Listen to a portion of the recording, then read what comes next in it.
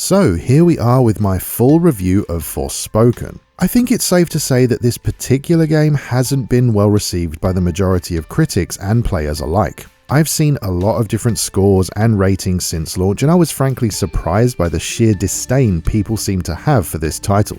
I myself played the PS5 version of the game, and if you take a quick peek at Metacritic, you'll see that it's got a far from positive reception. I actually played the demo first before deciding to pick up the full game, and I did do a video on that, so if you're interested in seeing how my opinion has progressed since then, it'll be linked below. Long story short though, I guess I was one of the few people who, for the most part, enjoyed my time with it, and I'm sure there must be a decently sized group out there who had fun with it like I did and then bought the full game due to that fact. However, opinions and impressions seem to remain rather negative. And to be perfectly honest with you, I too shared those same negative thoughts until I sat down to try it for myself. After finishing the demo and subsequently the full game, my outlook on the entire product has indeed changed. I can't help but feel like I myself have been transported to another world, much like this game's main character, where I think Forspoken is a great game, but the wider world disagrees. I mean, yes, Frey isn't what you'd call likable or relatable, but for me, literally everything else was brilliant. To put it simply, I found the story and the lore that underpins the entire narrative to be interesting, the world to be gorgeous and packed full of things to do, the combat to be fun and engaging, and the progression to be relatively satisfying. Outside of some objectively bad and cringe-inducing dialogue from the protagonist, I really didn't have any other issues to speak of. So now, as usual, I'm going to explain exactly how the game works in detail, and then we'll get into my personal opinions where I hope to convey exactly why I enjoyed Forspoken.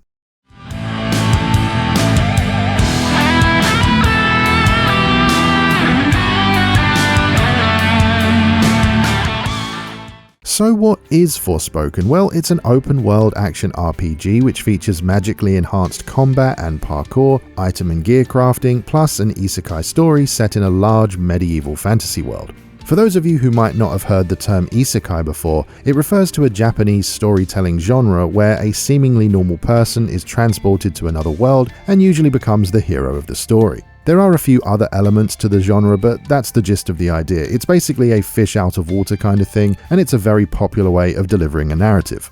You play as Frey Holland, a New Yorker from the present day who is down on her luck to say the least. She grew up in the big city as an orphan, and she's had to look after herself for as long as she can remember. At the start of the game, Frey finds herself in front of a judge charged with theft, and this isn't her first time. In the spirit of the holidays, the judge decides to forego jail time in lieu of community service in an effort to give Frey one last chance. A little while later, Frey is accosted by a street gang which unfortunately she's already involved with. The situation quickly gets out of control. She's forced to escape and then returns to her home, which is an old abandoned apartment. Without spoiling anything, she's forced to leave that apartment in the middle of the night, and later on, while looking down onto the city streets below, she feels something strange. Just then, she notices a golden shimmer emanating from the window of another abandoned building. Frey is oddly drawn to the object and so heads down to investigate. She discovers that it's some sort of large golden bangle, and as soon as she picks it up,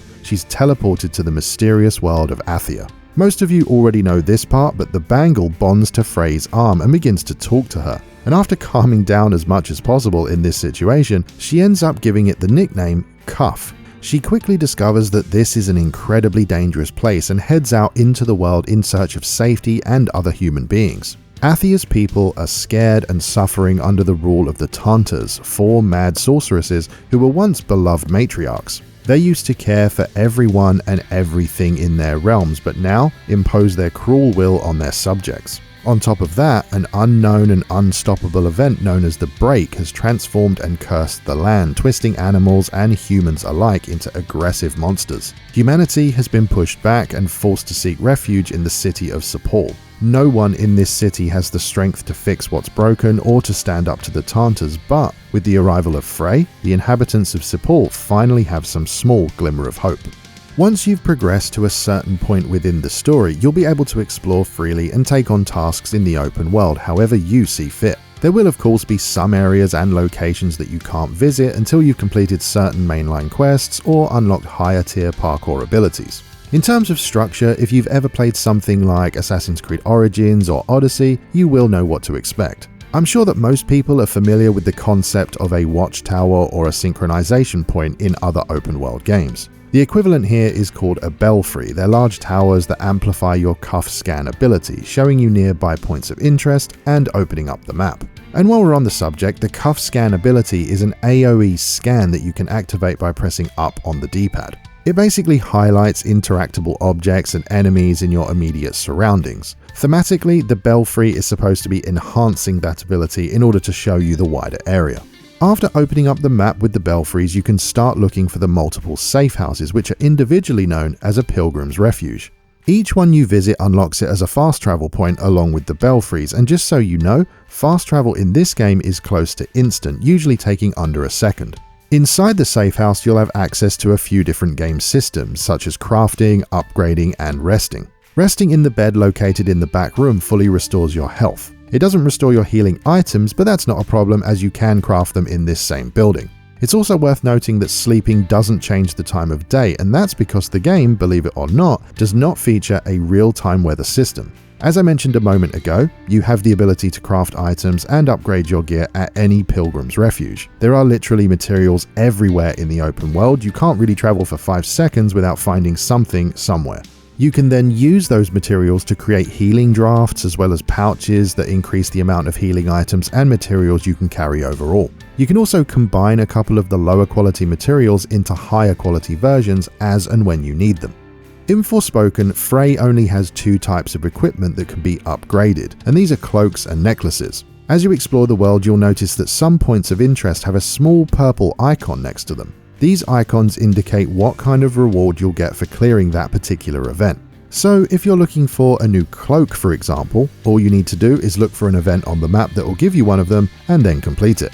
The vast majority of the open world activities are very quick to complete, so it won't take you long to get what you're looking for. All of the different cloaks and necklaces have a few different elements that can be upgraded using the materials that you've gathered on your travels. Primarily, you can improve the health and defense stats, but you've also got 3 effects that you can customize to suit your playstyle. The effects that you can add vary greatly, and there is quite a lot of them. You could add extra crit damage, faster stamina recovery, or perhaps an effect that triggers health regen upon defeating an enemy. Like most open-world RPGs, you're able to completely ignore the main quest markers if you want to, and simply choose to explore the world at your leisure. So naturally, in order to plan your journeys and figure out where you want to go and what you want to do, you'll need to use the in-game map.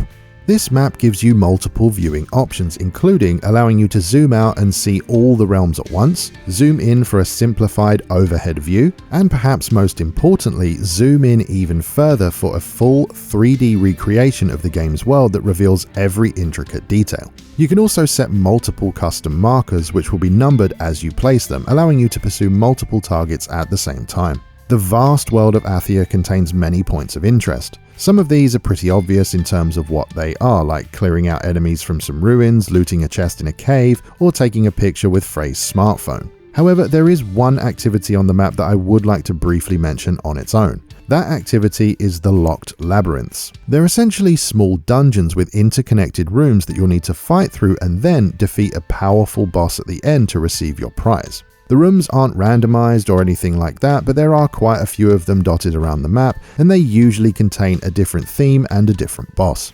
There is technically one more piece of gear that Frey can obtain through her adventures, but they're not eligible to be improved or upgraded. Now, this may well have been implemented in another game at some point in time, but I don't think I've personally ever seen painted nails used in this way within an RPG. The nail designs are used in sets of 5 and they're not for the individual fingers. This means that Frey can equip 2 sets of nails at any time. It's one for each hand and you can't stack them. Both hands must use different sets. Equipping the various nail sets provides a wide array of passive bonuses and buffs. While this system makes complete sense thematically, it basically serves the same purpose as rings would in other fantasy RPGs. So now you know what you can find in the world of Athia, but how exactly do you traverse it? Well, movement in Forspoken is governed by a magical parkour system that works a little bit like the free running in older Assassin's Creed games. You can run at high speed, vault over objects, and climb sheer surfaces, all by either holding down the circle button or tapping it when appropriate. Without spoiling too much, you'll also gain a few more parkour and movement abilities later on in the game, which make getting around that much easier. Some of these abilities need to be unlocked via the fonts of blessing, which are dotted all over the map. Upon discovering one of these fonts, you simply jump into it to unlock a new ability. It's also worth pointing out that your parkour skills will serve you well in combat, as they enable you to dodge, vault over enemies, or run away swiftly to escape them. Combat itself does have a decent amount going on with it, but most players should find it to be quite intuitive even with minimal experience. During the game, Frey will unlock and utilize different types of magic that you can switch between at any time by tapping left or right on the D-pad. Frey has her own earth magic, and in the demo, we learned about Sylar's fire magic. But rest assured, there are more magical elements to acquire as the story moves on, but I won't spoil them here. In the menus, you'll find a skill tree for each of the different magic types, and here, you can purchase new spells using mana that you've acquired from the open world. Every type of magic in the game has 3 different spell categories: attack, support, and surge. This can be seen during combat as a triangle-shaped UI element located at the bottom right of the screen. The bottom right corner of that triangle is your attack spells, mapped to the right trigger. The bottom left of the triangle is your support spells, mapped to the left trigger, and the top of the triangle is your surge spell, and to activate that, you press both triggers together at the same time. Your surge spell is essentially an ultimate attack. There's one for each magic type, and it can't actually be changed. However, as you unlock new attack and support spells, they can be switched in and out on the fly during a combat encounter by holding down either R1 or L1. Most spell types can be charged up or manually aimed by holding down the appropriate button as well. For example, Frey's earth magic can pelt the enemy with small rocks when you tap the button, but if you hold it down, you can launch a much larger projectile that can hit multiple enemies. At this point, it's worth mentioning that all spells can be upgraded to improve their potency. Inside of every pilgrim's refuge, you'll notice some shelves filled with books in the back room. Interacting with these books gives you the option to set challenges for spells that you've unlocked. For example, if you have an attack spell that you love to use, you can set a challenge for it, which might require you to deal a certain amount of damage with that spell. Once you've set it, you can go out into the world to complete it, and when you have, the upgrade becomes available. Up to 3 spell challenges can be set at the same time, and of course, improving your favorite spells gives them much more value and utility.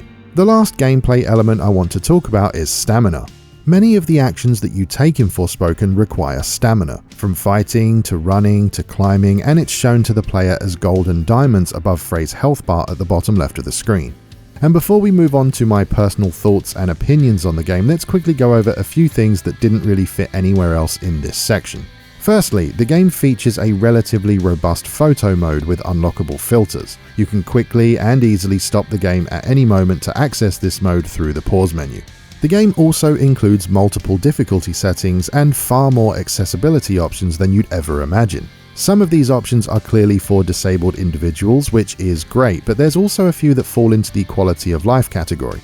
When gathering materials, for example, you normally have to press the triangle button each time you want to pick something up. So picking 5 flowers means 5 button presses. However, you can actually turn on an option to have Frey automatically pick up the items when she walks over them, which I have to admit, I did actually use. And finally, we get to performance. I played this on a PlayStation 5 using the performance mode, and that results in a dynamic resolution of 1440p to 720p and targets 60 FPS. There's also a quality mode, a ray tracing mode, and a 120Hz mode.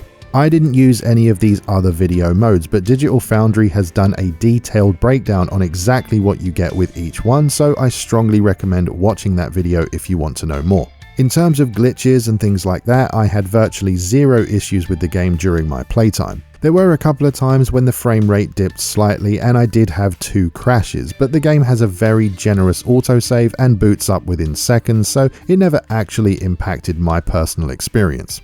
At the time of recording, I'm pretty sure that a couple of the trophies might be bugged as well, but the developers are aware of it, so hopefully that'll be sorted soon.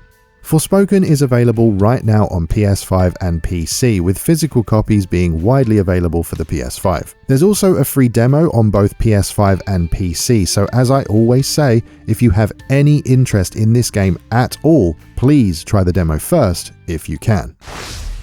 So, what did I think of the game overall? Well, I think this is going to be a funny one to discuss, but you know what? I actually really like Forspoken overall. It's so funny because I feel like such a contrarian, but you guys know how I work. Every game I play is a complete case-by-case basis. I don't really care what other outlets or YouTubers are saying about a specific game. I mean, sure, do I take their comments on board? Of course I do, but at the end of the day, if I like something, I like it, you know?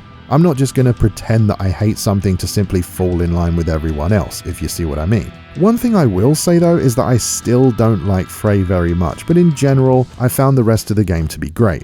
I think I read that you can finish the story in around 10 to 12 hours if you put it on the easiest setting and do nothing but the main questline, which I think does sound about right to me. But would it surprise you, or perhaps horrify you, to learn that I have just over 40 hours in this game right now? Plus about 50 of the 54 trophies on PlayStation 5. Yep, it's all true. I didn't actually beat the story until around, I think, the 22-hour mark because I was just having so much fun running around the world and completing the side content. I really don't know what to say. I just enjoyed what I was doing, you know? Did any of you see the controversy regarding the game's release and the lack of review codes being sent out? Well, funny story. I actually had the game early when barely anyone else did, outside of a few places like IGN and GameSpot, of course. That said, I didn't have it early for review. No, I actually had it early due to a mistake. This has happened to me a few times before, but I ordered a physical copy from an online retailer here in the UK, and very rarely they get the game to me early by accident. My copy of the game shipped, I think, on Friday the 20th, and I should note it was not on a next day delivery service. The next morning, Saturday the 21st, there it was in my hands, even though it wasn't due to release until Tuesday the 24th. So yeah, I had it about 3 days early, which was pretty cool because it's given me much more time to create a longer review. But now on to the actual game. What did I like and not like? Well, firstly, I want to talk about the most obvious and well-documented problem. It's Frey. She's just so incredibly abrasive, annoying, unlikable, and she never really seems to grow or learn from anything around her. In my demo impressions video, I said that I hope there's a proper reason for why she's so special or for why she specifically ends up in Athia. You know, instead of it being just a random person who's pulled into this story by chance. I'm happy to be able to say that yes, there are what I consider to be good reasons behind everything, and I'm generally pleased with its resolution. In fact, the lore, world building, and the story are, in my opinion, very interesting, but it's Frey who drags down every scene she's in. She has the occasional good line or heartfelt moment, but it's soon undercut by writers who just can't seem to help themselves. Funnily enough, the constant swearing, the quips, and the banter with Cuff isn't actually what bothers me. I mean, I'm sure that if I got lost in a strange, dangerous, and unknown world, I'd be swearing, freaking out, and probably trying to hide my fear with humor as well. But it's more about how she flip-flops on everything and feels so nasty and rude to everyone around her. At the start of the game, she says things like no one wants her, no one likes her, and that she wants to be anywhere but where she is. So, she enters Athia, becomes a hero, a beacon of hope, and people not only want her around, but need her around. Her reaction to this is, I don't care about this place or anyone in it, and no one likes me, and I just want to go home. That's right, Frey, go home to a place where you were nothing, had nothing, were homeless, and were nearly killed in an alley. Sound logic if ever I heard it. Another example is when something happens early on in the story that deeply upsets her. She goes out for revenge, and when she's done, she comes back to the city just to argue about how none of this is her problem, and again she just wants to go home. It just doesn't make much sense for her to act the way she does. Frey doesn't have a long story arc or growth. She grows as a person for about an hour and then reverts back to how she was before, then follows that loop ad nauseum. It makes her seem selfish, petty, and also kinda unstable if I'm honest. And look, I completely 100% understand the trope of the reluctant hero, but she has zero consistency to her actions, and I found myself more often than not siding with everyone except her. Cuff, on the other hand, really isn't too bad. He has some genuinely funny lines, and I thought his voice work was rather well done. As far as I'm concerned though, Frey is just not a good protagonist. She's written extremely poorly and is, without a doubt, the worst part of the game. And it annoys me too because, as played out as the isekai narrative is, I genuinely love the world and the lore behind it. I might have missed a couple, but I think I've read all of the archive entries that I've acquired, and to me, it's definitely some intriguing stuff. I feel like the way the story was delivered and written outside of Frey was brilliant, I really do. Virtually every other character is great. The voice work feels more natural and has some inflection to it. It all feels just appropriate, but Frey, sadly, ruins many of these character interactions. Another thing I mentioned in the demo video was that I wanted answers to the questions posed by the narrative, and after 40 hours in the game, I have to say that I pretty much have all those answers. There's a few things that are left a little bit vague, and that's fine, you don't want to peek too far behind the curtain after all. But yeah, overall I was more than content with the journey and the destination of this particular adventure. Gameplay-wise, I found the combat and the exploration to be especially entertaining. I've mentioned this before in other videos, but I do enjoy open world busy work. I suppose you could say it's a little bit of a guilty pleasure, much like the Michael Bay Transformers movies that I love so very much. I find the open world grind relaxing, therapeutic, and kinda satisfying, although I'm well aware that not everyone feels that way. I'm probably in the minority, but I don't know, I just like going from marker to marker and clearing it off the map for that quick dopamine hit. I prefer open world activities to be quick and simple like they are here. Get to the location, do the thing, get the loot, complete it within a few minutes and move on. I don't want to be stuck at an open world event for like 20-30 minutes. For me, it's a gratifying gameplay loop when you can just mark 3 things on the map and complete them all within 5 to 6 minutes. You know, unlock a fast travel point, clear a cave out, defeat a mini-boss, and done, ready to go again. I thought the battles, spells, and parkour were pretty cool as well. The attacks are all super flashy, with loads of visually appealing particle effects, and it's amusing to mix up your spells and attacks on the fly. The beasts, monsters, and other enemies that you fight are nicely designed, and character movement feels fluid. That said, I've seen a lot of complaints regarding the combat system, and while I absolutely respect everyone's right to an opinion, I have to disagree in this instance. I thoroughly enjoyed the combat, and it only gets better as you unlock more spells and abilities. Another thing I've heard is that the visuals are poor, the character models are bad, and the world is dull and empty. Again, if that's how you truly feel about the game, then that's fine. However, I will have to disagree once more.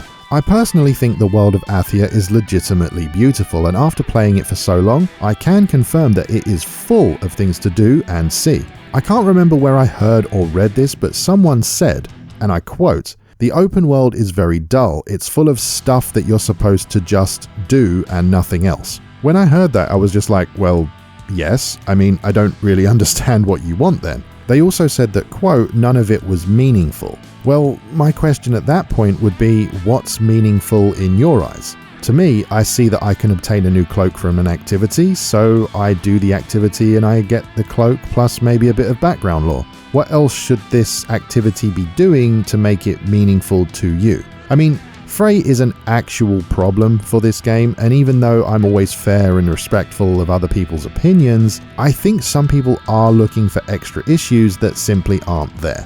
There are countless map markers that all give you something to collect or complete, so maybe they're referring to physical landmarks and things like that within the world, perhaps? Thing is though, this is a medieval fantasy world ravaged by war and the mysterious break phenomenon, so I can't say that I expected to see that much outside of the main city. Having said that, there's lots of castles, forts, towns, ruins, and things like that, which are all filled with enemies or activities. For me, arriving at a small town to find numerous shambling break zombies was pretty thematically accurate and memorable, so yeah, I don't know, a little bit confused by some comments out there. Long story short, I like the game and I think it's far better than even I thought it would be. I'm glad that I took the time to play the demo, and I'm more than pleased with the final product. I understand that I am very much in the minority on this one, and that's fine. I'm not trying to convince anyone to agree with me or that I'm right. It's simply a case of I bought a game and ended up loving it, nothing more, nothing less. I may not like the main character very much at all, but I do like the story, the lore, the open world, the combat, the parkour, and virtually everything else as well. I'd still be interested to know how all of you out there feel about the game as well. Do you like it? Do you hate it outright? Or is it more nuanced than that? Whatever you think, be sure to let me know down in the comments below. In my opinion, Forspoken is far from perfect. However, I firmly believe that it's a great open world game when you exclude 80% of the protagonist's dialogue. I think Athia is a charming yet brutal world. I think it's elegantly designed, and I think the lore behind it all is truly fascinating. Combat is strong, enemy design works well, and the magical parkour is a pleasure to use. Ultimately, I do somewhat understand the negative reception that the game's been getting. If you can't connect with a main character in a significant way, then that's usually where it ends for a lot of players. In my case though, I found that I was able to overlook Frey and enjoy everything in the game around her despite her presence. Sadly, I feel like this game will go down in history as a bit of a flop, and that's a shame. I'm sincerely hoping for a second game with another character in a different world, or maybe even a new main character in the same world. Regardless though, I don't think that's going to be happening anytime soon, if at all. So in the end, I'm not going to outright recommend Forspoken, but if you've watched this review and now you have some sort of interest in playing it, I would say the following. Temper your expectations, see if you can stomach Frey as a character, and most importantly, I strongly advise that you make some time to try the demo first. If you enjoyed this particular video, I hope you'll consider subscribing for more. Don't worry, subscribing is completely free, but it really helps to grow the channel. If you'd like to help support what I do, then please check out the first link in the video description down below. Thank you very much for watching, and I'll see you next time.